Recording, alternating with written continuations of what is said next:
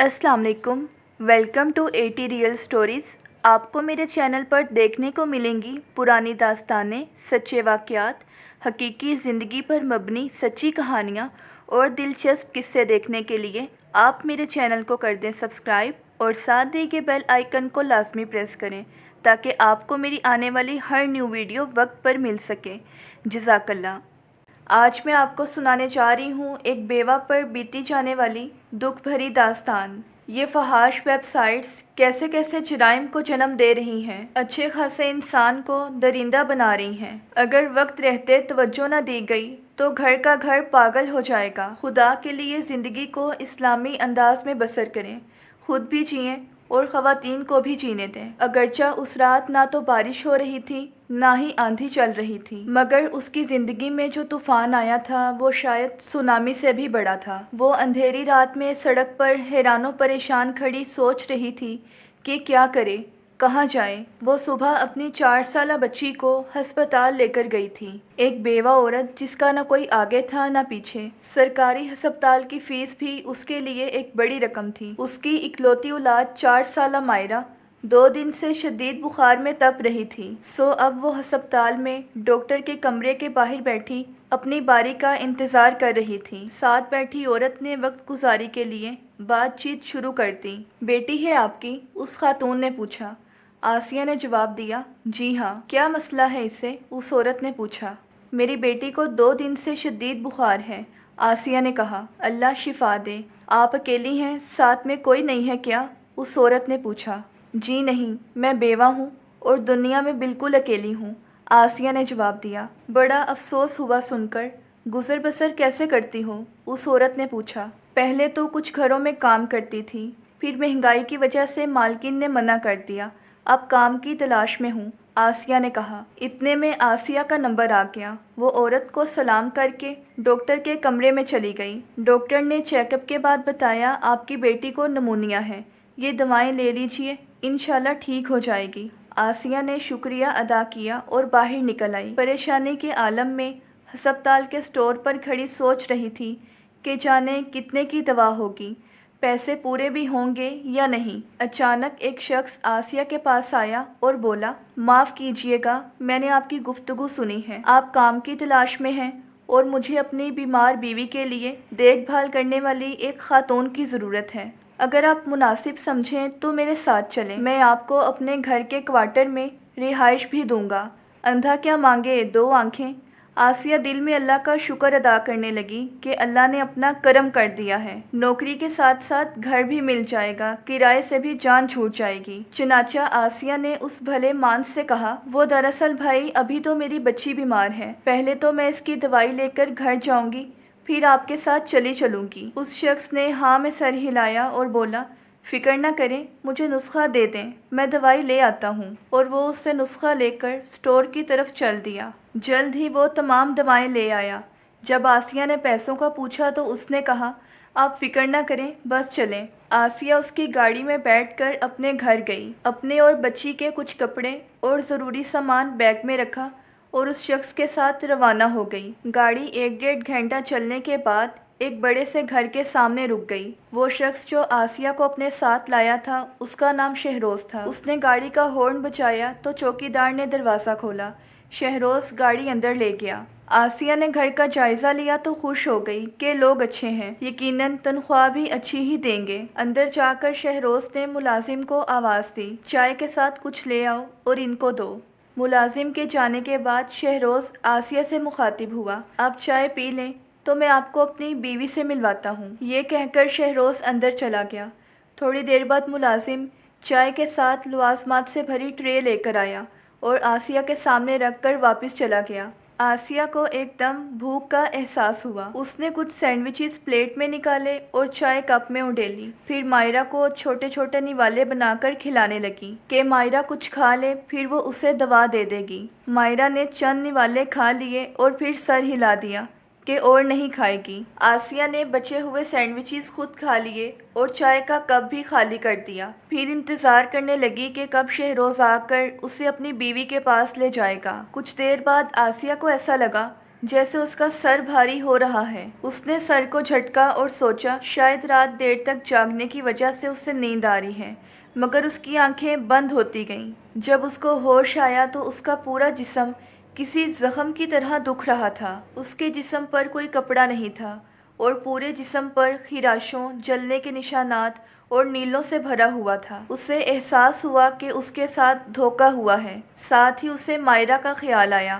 اس نے اٹھ کر کپڑے پہنے اور دروازے کی طرف بھاگی۔ دروازے کو کھولنے کی کوشش کی مگر دروازہ باہر سے بند تھا۔ اس نے دروازے پر زور زور سے ہاتھ مارنے شروع کر دیے اور مائرہ کو آوازیں دینے لگی۔ تھوڑی دیر بعد شہروز نے دروازہ کھولا اور وہ ہنستے ہوئے کہنے لگا، بڑی جلدی ہے اپنی بیٹی سے ملنے کی؟ ارے ملاتے ہیں تمہیں تمہاری بیٹی سے، مگر اس کی ایک شرط ہے۔ آسیہ اس قدر نڈھال تھی کہ شدید خواہش کے باوجود وہ شہروز کا منہ نہیں نوچ سکی۔ وہ بس اتنا بولی، میری بچی کو میرے پاس لے آؤ، تمہیں خدا کا واسطہ ہے۔ اگر شہروز کو خدا یاد ہوتا تو وہ ایسی درندگی کا مظاہرہ کیوں کرتا؟ اس نے دروازے کو دوبارہ لاک کیا اور چلا گیا۔ آسیہ فرش پر بیٹھی روتی رہی اور مائرہ کی سلامتی کے لیے دعائیں کرتی رہی۔ اسے کچھ اندازہ نہ تھا کہ کتنا وقت گزر گیا ہے۔ بس تکلیف اور درد کا احساس تھا اور اپنی بچی کی فکر۔ کچھ گھنٹوں بعد شہروز نے دروازہ کھولا تو اس کے ساتھ 3 مرد اور بھی تھے۔ آسیہ شہروز کے پاؤں میں گر گئی اور بولی، خدا کے واسطے مجھے میری بچی لا دو۔ شہروز نے اسے بالوں سے پکڑ کر اوپر اٹھایا اور بولا، کہا نہ ملا دیں گے تمہیں تمہاری بیٹی سے، پہلے ہم سے تو مل لو۔ اس کے ساتھ ہی ان چاروں مردوں نے مل کر آسیہ کے ساتھ بہت برا کیا اور آسیہ اذیت سے بے ہوش ہو گئی۔ ہوش آیا تو جسم کا جوڑ جوڑ دکھ رہا تھا۔ اس نے خود کو گھسیٹ کر دروازے تک پہنچنے کی کوشش کی مگر رستے میں ہی گر گئی۔ مشکل سے دروازے تک پہنچ کر اس نے دروازہ بجایا۔ شہروز نے دروازہ کھولا اور بولا، کیا تکلیف ہے؟ کیوں شور مچا رہی ہو؟ آسیہ نے اس کے آگے ہاتھ جوڑتے ہوئے کہا، میری بیٹی، مجھے میری بیٹی لا دو۔ شہروز نے کہا لگایا اور بولا، کہا نہ ملوا دوں گا اس سے، مگر ایک شرط ہے۔ آسیہ نے کہا، جو تم کہو گے میں کروں گی، بس مجھے میری بچی دے دو۔ اچھا تو غور سے سنو، اگر تمہیں تمہاری بیٹی چاہیے تو ہمیں ایک لڑکی لا کر دو اور اپنی بیٹی لے جاؤ، مگر یاد رکھنا اگر تم نے پولیس کے پاس جانے کی غلطی کی تو اپنی بیٹی کی لاش ہی پاؤ گی۔ آسیہ نے زور زور سے روتے ہوئے نفی میں سر ہلایا۔ شہروز نے اس سے کہا کہ تیار ہو جاؤ، میں تمہیں باہر چھوڑ آؤں، اور جتنی جلدی تم ہمارا کام کرو گی اتنی جلدی تم اپنی بیٹی سے مل پاؤ گی۔ آسیہ نے واش روم میں جا کے منہ ہاتھ دھویا، بال سیدھے کیے، سر اور جسم پر چادر لپیٹی اور باہر نکل آئی۔ شہروز نے اسے باہر کی طرف چلنے کا اشارہ کیا اور اس کے پیچھے پیچھے چلتا ہوا گیٹ تک آیا۔ اسے ایک موبائل فون پکڑایا اور کہا، میں تم سے رابطے میں رہوں گا، کوئی ہوشیاری دکھانے کی کوشش نہ کرنا، یاد رکھنا تمہاری بیٹی ہمارے پاس ہے۔ اس نے گیٹ کھول کر اسے باہر نکالا اور دوبارہ گیٹ بند کر دیا۔ اب آسیہ اندھیری رات میں سڑک پر کھڑی سوچ رہی تھی، کس کے پاس جائے، کیا کرے۔ کچھ دیر بعد وہ سڑک کے کنارے کنارے چلنے لگی۔ خاصی دیر تک چلتے رہنے کے بعد اس میں ہمت نہ رہی کہ وہ اور کھڑی رہ سکے، لہٰذا وہیں پر بیٹھ گئی اور رونے لگی۔ روتے روتے بے ہوش ہو گئی۔ اسی وقت پولیس کی ایک پیٹرول کار وہاں سے گزر رہی تھی۔ ڈرائیور نے گاڑی روکی اور ASI کو بتایا، صاحب یہاں ایک عورت بے ہوش پڑی ہے اور اس کی حالت بہت خراب ہے۔ صدیق ASI نے گاڑی سے نیچے اتر کر دیکھا اور ڈرائیور سے کہا، اسے اٹھاؤ اور گاڑی میں ڈالو۔ ڈرائیور کے ساتھ مل کر اسے اٹھایا اور گاڑی میں ڈالا، پھر ہسپتال کی طرف چل دیے۔ ہسپتال میں ڈاکٹر نے چیک اپ کے بعد بتایا کہ اس خاتون کے ساتھ کئی دنوں تک گینگ ریپ کیا جاتا رہا ہے۔ اس کے جسم پر تشدد کے نشانات ہیں اور اسے کھانے پینے کو بھی کچھ نہیں دیا گیا۔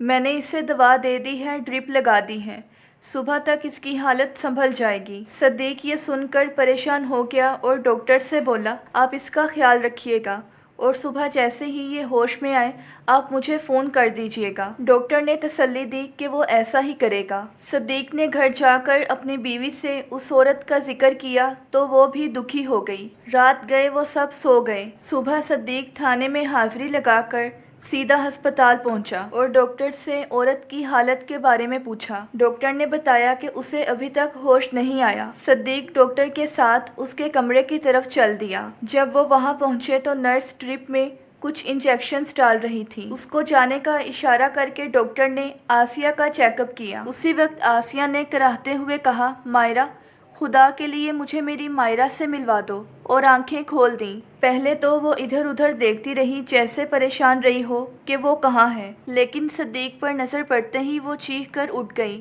اور بھاگنے کی کوشش کی۔ ڈاکٹر نے اس کا ہاتھ مضبوطی سے پکڑ کر کوہنی سے دباؤ ڈال کر بیڈ پر لٹا دیا اور اسے تسلی دی، کہا کہ وہ محفوظ مقام پر ہے، گھبرائے نہیں۔ مگر آسیہ بے حد خوف زدہ تھی۔ ڈاکٹر صدیق کو لے کر اپنے کمرے میں چلا گیا اور کہنے لگا، اس کو سنبھلنے میں تھوڑا وقت لگے گا، آپ کل آ کر اس کا بیان لے لیجئے گا۔ صدیق آسیہ کی بات سن کر سوچ میں پڑ گیا کہ اس نے ہوش میں آتے ہی مائرہ کا ذکر کیا ہے، آخر یہ کون ہو سکتی ہے؟ اس نے ڈاکٹر سے کہا، ڈاکٹر صاحب، مجھے اس معاملے میں تاخیر مناسب نہیں لگ رہی، میں شام میں آ کر خاتون کا بیان لینا چاہوں گا، اس وقت تک شاید اس کی حالت بھی سنبھل جائے۔ ڈاکٹر نے کہا، ٹھیک ہے، جیسے آپ مناسب سمجھیں۔ صدیق سارا دن اس عورت کے بارے میں سوچتا رہا۔ شام میں گھر جا کر اس نے ساری بات اپنی بیوی کو بتائی تو اس کی بیوی غزالہ نے کہا، میں بھی آپ کے ساتھ ہسپتال چلوں گی، شاید میں آپ کی کچھ مدد کر سکوں۔ یہ شہر کے مضافات میں ایک چھوٹا سا قصبہ تھا جس کی آبادی چند ہزار نفوس پر مشتمل تھی۔ صدیق ایک ایماندار اور فرض شناس پولیس والا تھا۔ اس کی بیوی بھی ایک نیک اور دیندار خاتون تھی۔ شام کو دونوں میاں بیوی ہاسپٹل گئے تو آسیہ پورے ہوش میں اور بہتر حالت میں تھی۔ غزالہ نے اس سے حال پوچھا اور کہا، دیکھو تم بالکل بھی ڈرو مت اور مجھے بتاؤ تمہارے ساتھ کیا ہوا ہے۔ میرا شوہر ایک اچھا پولیس والا ہے، وہ تمہاری مدد کرے گا۔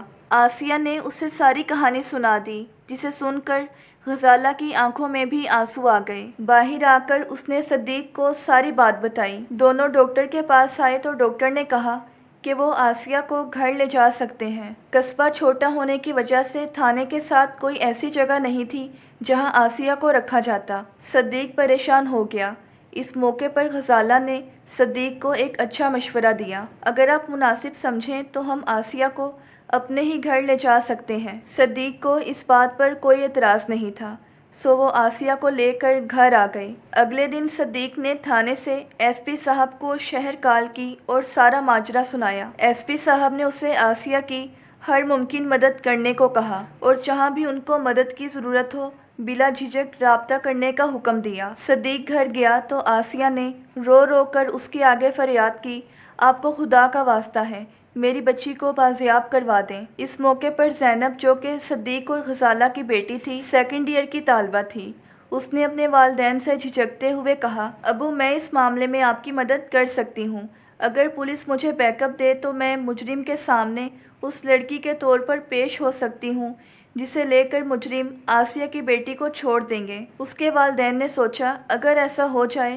تو معصوم مائرہ کی جان بچ جائے گی۔ صدیق نے کہا، میں صبح اپنے آفیسر سے بات کر کے بتاتا ہوں کہ کیا کرنا ہے۔ اسی وقت آسیہ کے موبائل فون پر کال آئی۔ صدیق نے اسے اشارہ کیا اور موبائل لے کر اس کا اسپیکر آن کر دیا۔ شہروز کی آواز آئی، ہاں بھائی، کیا بنا ہمارے کام کا؟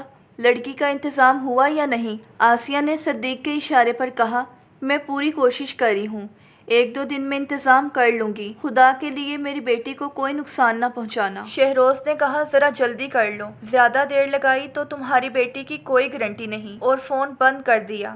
اگلے دن صدیق نے اپنے آفیسر کو فون کیا اور اپنا پلان بتایا۔ آفیسر نے اجازت دے دی اور مزید کچھ سٹاف بھی بھیجنے کا کہا تاکہ ان کے کام میں آسانی رہے۔ صدیق نے اپنے سٹاف سے میٹنگ کی اور پلان ڈسکس کیا، تمام پہلوؤں کا جائزہ لیا اور سب کو ان کی ڈیوٹی سمجھائیں، پھر گھر کے لیے نکل پڑا۔ گھر جا کر اس نے آسیہ، غزالہ اور زینب سے بھی پلان ڈسکس کیا اور آسیہ سے کہا، شہروز کو فون کر کے کہو کہ تم نے لڑکی کا انتظام کر لیا ہے اور تم کل اسے لے کر آؤ گی۔ آسیہ نے اس کی ہدایت پر عمل کیا۔ اگلی صبح سب نے فجر کی نماز پڑھ کر اپنی کامیابی کی دعا کی۔ ناشتے کے بعد سب تھانے کے لیے روانہ ہو گئے۔ ان کے جانے کے بعد غزالہ نوافل پڑھتی رہی کہ اللہ ان سب کی حفاظت فرمائے اور انہیں اپنے مقصد میں کامیاب کرے۔ تھانے سے 10 لوگ 2 گاڑیوں میں بیٹھ کر روانہ ہوئے۔ سب سے آگے صدیق سادہ لباس میں ایک ٹیکسی ڈرائیور کے بھیس میں آسیہ اور زینب کے ساتھ سوار تھا۔